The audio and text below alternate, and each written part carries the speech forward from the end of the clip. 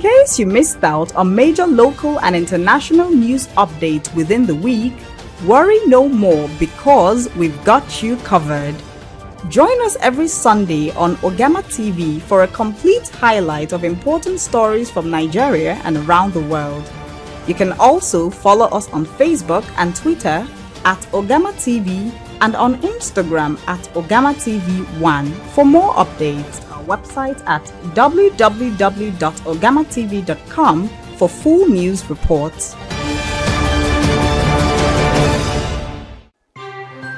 Hello and welcome to Top Stories on Ugamatv, reaching you live from the coast city Enugu, Nigeria. Top Stories is where we bring you highlights of major events that happened within the week that you may have missed. And for you to get full details of all our news stories, do follow our social media handles on Facebook at Ugamatv, on Instagram at Ugamatv1, on Twitter at Ugamatv, on YouTube at Ugamatv. You can also visit our news blog at www.ugamatv.com. And just before we proceed, let's take a recap of what trended last week. Stay with us.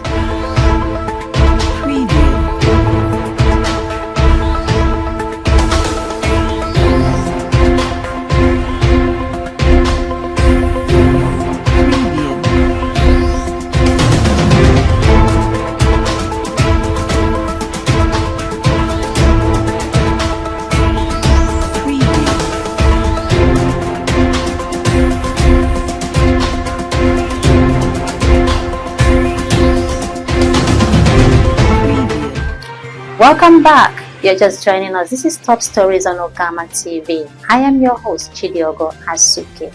Now let's begin with stories from Enugu. A two-story building under construction in Enugu has collapsed, trapping a carpenter who is currently feared dead.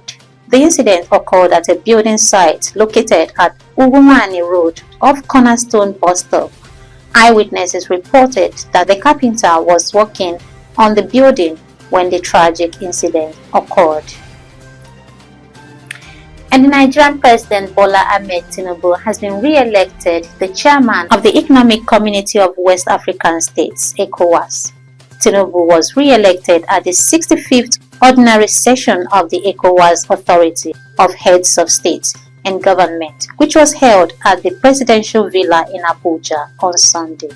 Speaking at the event, Tinubu reiterated that to counter insecurity and stabilize the region, recommendations set forth by ministers of defense must be met. The president urged members of the states to make extra commitment to providing resources for stabilizing the region. And the Nigerian Senate on Tuesday confirmed Dr. Matthew Olimide Adepoju as the Director General of National Space Research and Development Agency, NASDA. The confirmation was sequel to the report of the Senate Committee on Science and Technology, submitted to the Committee of the Whole by the chairman, Senator Iya Aminu Abbas, representing Adamawa Senatorial District. According to Senator Abbas, the nominee has the requisite qualification and experience to head the agency. And President Tinubu has invited the organized labor, consisting of the Nigerian Labour Congress and the Trade Union Congress, to a meeting at the Aso Villa on Thursday. According to source, Tinubu is willing to settle the lingering talks on minimum wage, has invited the joint union presidents to a meeting. And the Nigerian Labour Congress has called on the National Assembly to collaborate with the Tripartite Committee on the new minimum wage to establish mechanism for the regular and systematic review of wage levels. President of the NLC, Joe Ajero, issued the call during a goodwill message at the National Retreat on Labour Reforms and the Quest for a Living Wage in Nigeria.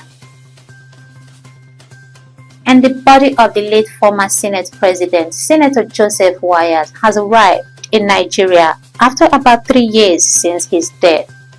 Wayas, who was the Senate President between October 1st, 1979 and December 31st, 1983, died in a London hospital on November 30th, 2021 at the age of 80.